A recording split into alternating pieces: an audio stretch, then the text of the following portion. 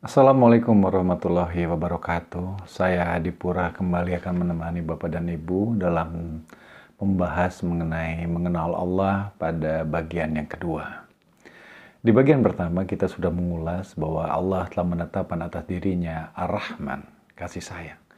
Berdasarkan Al-Quran surat 6 Al-An'am ayat 12 dan juga surat 6 Al-An'am ayat ke-54. Kataba ala nafsihi rahman. Kataba rubakumula di nafsi rahman. Karena Allah telah menetapkan atas dirinya Ar-Rahman, maka Allah lebih senang diseru dengan Ar-Rahman. Qul'ullaha awid ur-Rahman. Di dalam Al-Quran surat 17 Al-Isra ayat 110. Serulah Allah dan serulah Ar-Rahman. Karena itu kita disuruh membaca Bismillahirrahmanirrahim.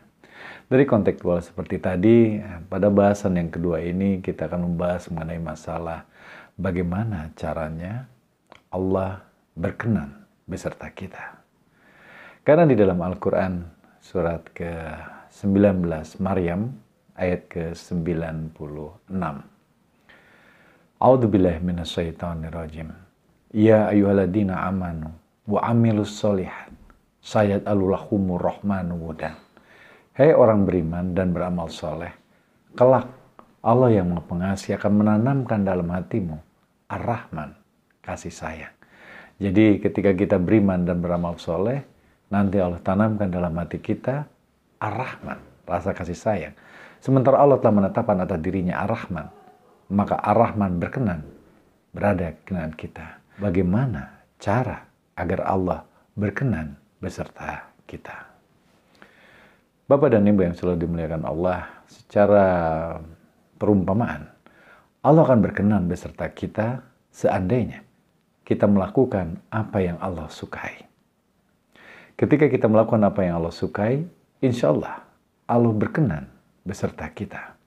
Dan ini akan diawali di dalam Al-Quran surat 3 Ali Imran ayat ke-76. A'udzubillahi minasyaitonirrajim. Bala man aufa bi ahdihi wa taqau fa innallaha yuhibbul muttaqin.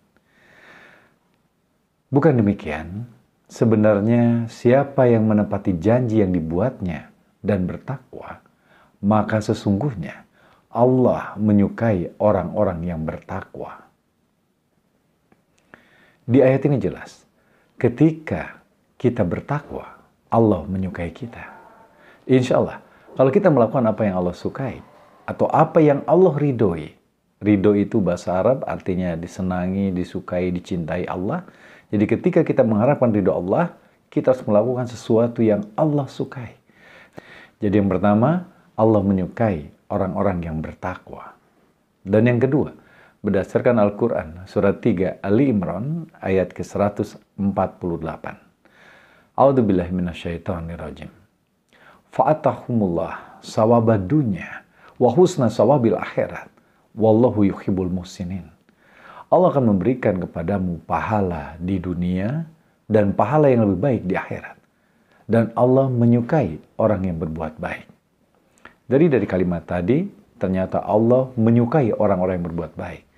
Berdasarkan Al-Quran surat 3 Al-Imran ayat 76 dan surat 3 Al-Imran ayat 148, ternyata Allah menyukai orang yang bertakwa dan Allah menyukai orang yang berbuat baik. Lantas ketika kita sudah bertakwa dan kita berbuat baik, apa yang kita bisa dapatkan? Berdasarkan Al-Quran surat 16 An-Nahl ayat 128. A'udzubillahi minasyaitonirrajim. Innallaha ma'alladina taqaw waladina humusinun. Allah beserta orang yang bertakwa dan beramal soleh. Jadi ketika kita melakukan apa yang Allah sukai, maka insya Allah, Allah berkenan beserta saya.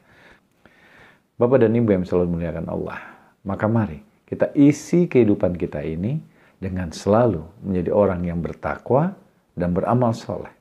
Karena ketika kita bertakwa dan beramal soleh, Allah berkenan beserta kita. Bapak dan Ibu yang selalu dimuliakan Allah, bukankah ini tingkatan yang paling tinggi daripada beribadah? Yaitu ketika Allah berkenan beserta kita. Saya sering dipertanyakan tentang ayat surat ke-50 Qaf ayat 16 yang bunyinya seperti ini. A'udzubillahi minasyaitonirrajim. Walaqad khalaqnal insana wa na'lamu ma tuwaswisu bihi nafsuhu wa nahnu aqrabu ilaihi min hablil warid.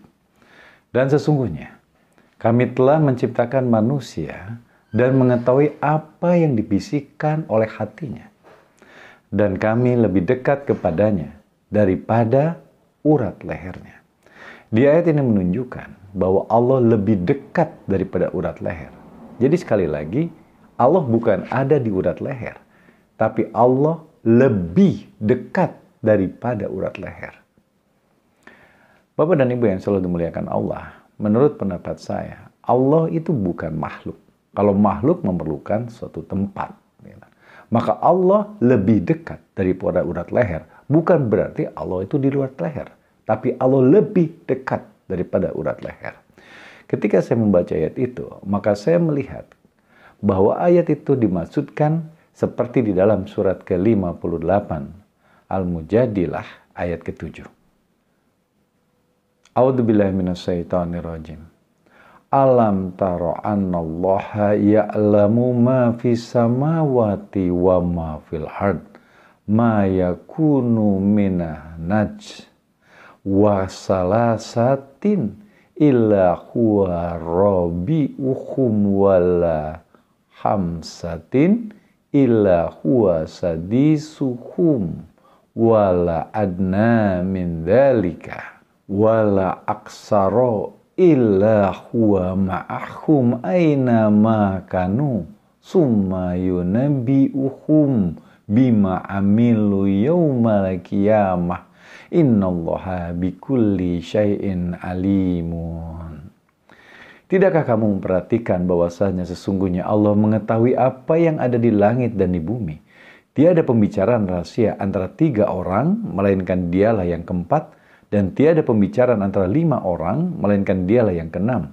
Dan tiada pula pembicaraan antara jumlah yang kurang dari itu atau lebih banyak, melainkan dia berada bersama mereka dimanapun mereka berada.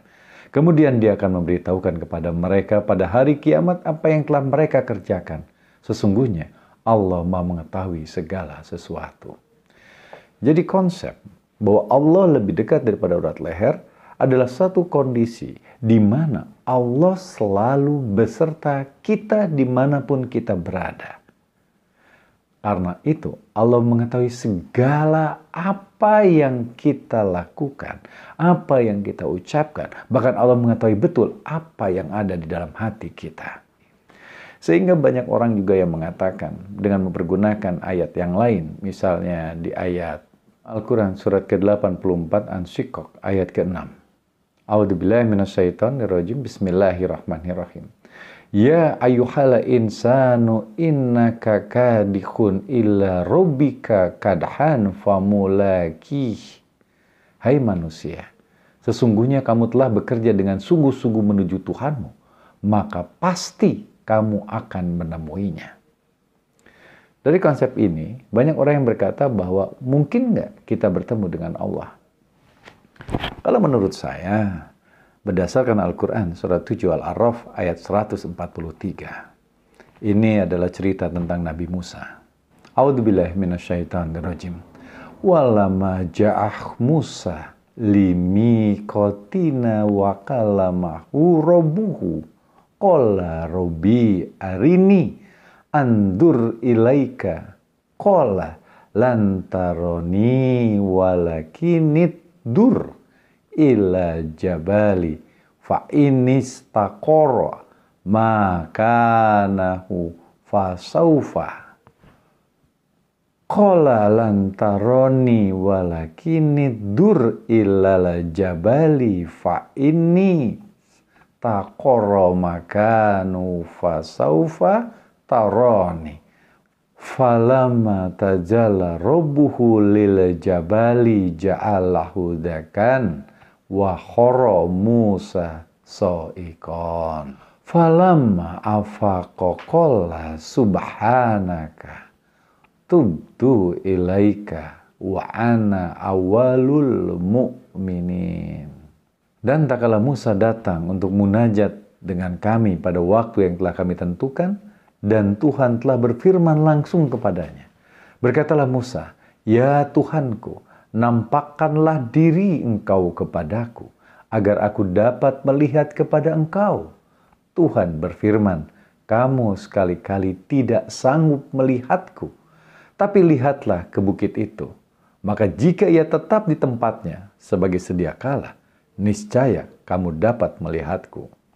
Tak kala Tuhan yang menampakkan diri kepada gunung itu, dijadikannya gunung itu hancur luluh, dan Musa pun jatuh pingsan.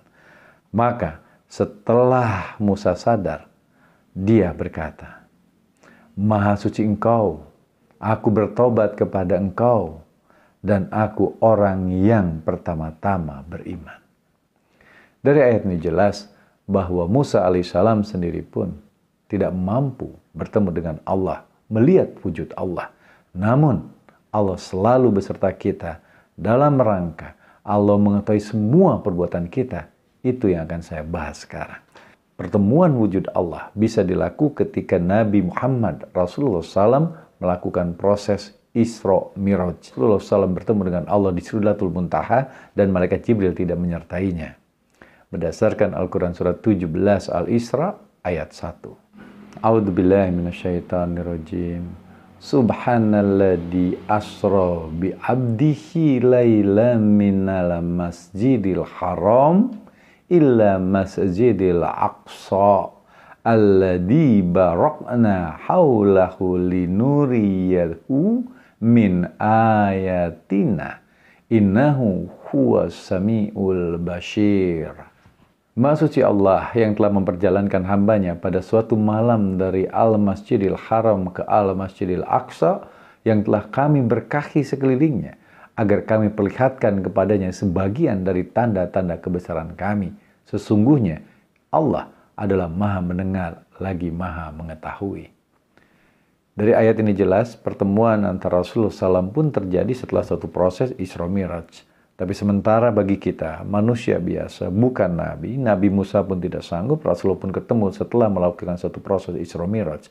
Maka marilah, kita jangan terjebak di proses bertemu dengan wujud Allah Subhanahu wa Ta'ala. Tetapi Allah beserta kita. Itu yang lebih baik.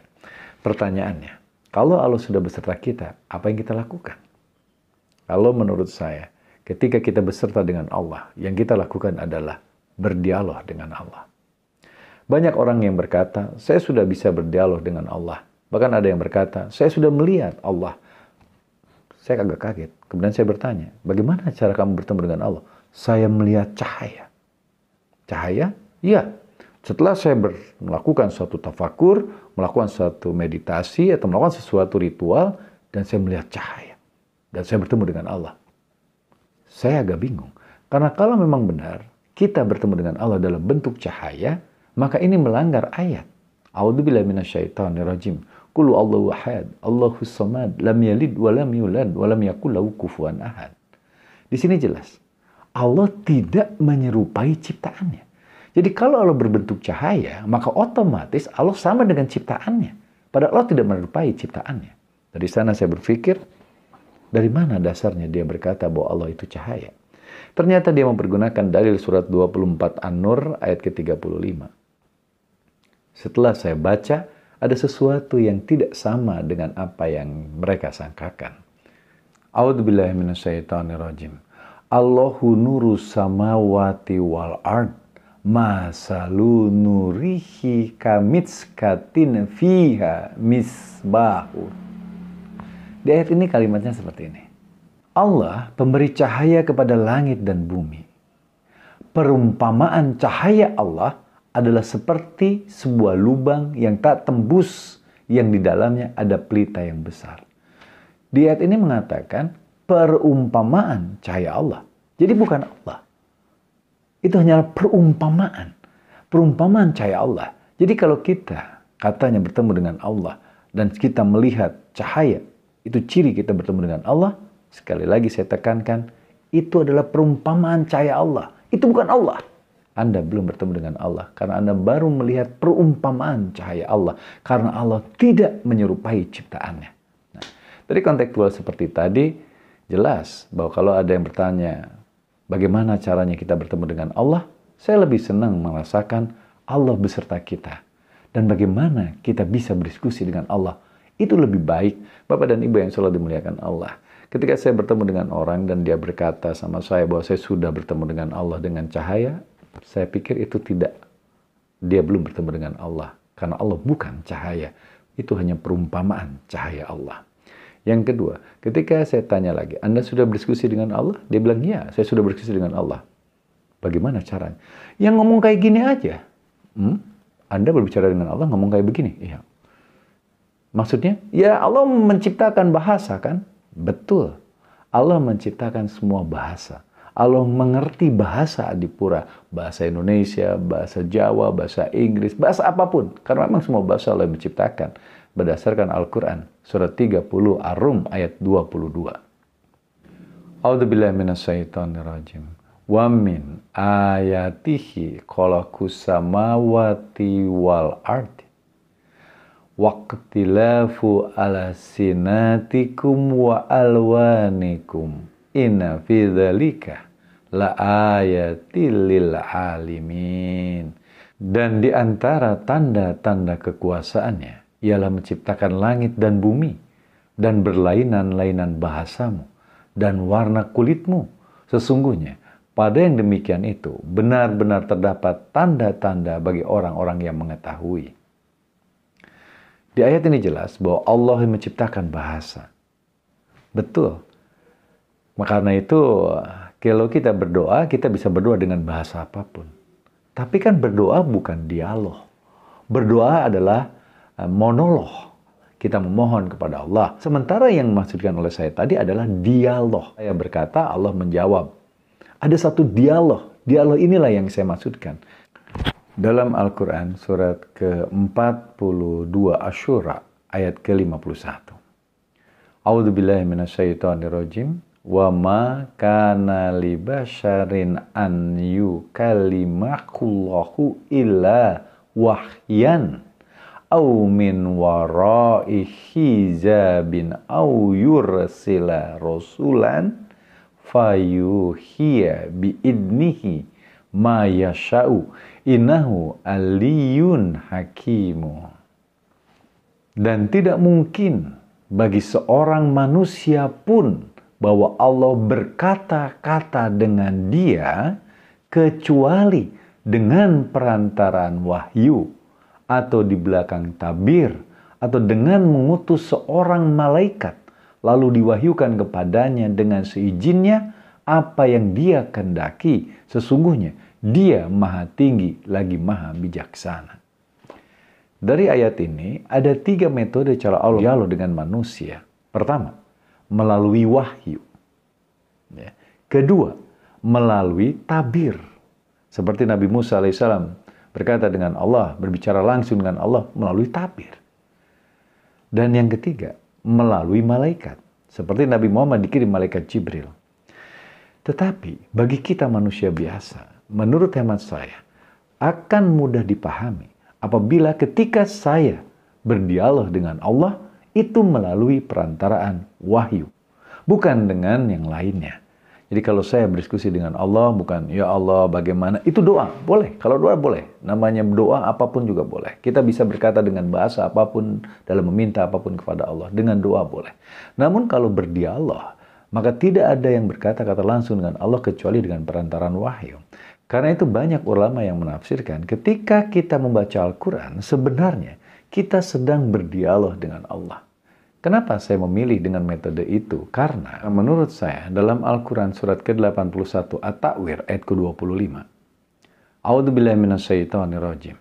Wa ma huwa biqauli syaitonin rajim. Dan Al-Quran itu bukanlah perkataan setan yang terkutuk. Jadi kalau saya berdiskusi dengan Allah, pastilah jawabannya harus dalam bentuk Quran.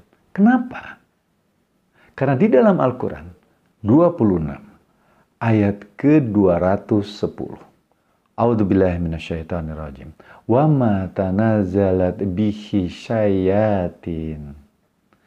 Al-Quran itu bukanlah dibawa turun oleh setan-setan. Jadi saya lebih senang cara saya berdialog dengan Allah itu harus melalui perantaran wahyu. Kenapa? Karena setan tidak mungkin membawa turun Al-Quran dan setan tidak mungkin berkata berdasarkan Quran. Sehingga ini akan memudahkan saya memahami bahwa dialog saya dengan Allah itu tidak bias. Karena kalau ada orang yang katanya, saya berdiskusi dengan Allah, ngomongnya gimana? Ya ngomong gini aja. Itu sangat mungkin bias. Tapi kalau kita berdiskusi dengan Allah, dan jawabannya adalah ayat Al-Quran, saya bertanya lagi dengan ayat, kemudian Allah pun menjawab dengan ayat, itu akan memudahkan bagi saya meyakini bahwa saya sedang berdialog dengan Allah. Maka marilah kita pelajari Al-Quran, insya Allah Al-Quran akan memberikan kita penerangan dan penjelasan. Sekali lagi, saya Adipura minta maaf apabila ada ucapan perbuatan yang tidak berkenan. Tapi marilah, jadikan apa yang saya sampaikan ini sebagai wacana tambahan dari apa yang sudah Bapak dan Ibu ketahui. Assalamualaikum warahmatullahi wabarakatuh.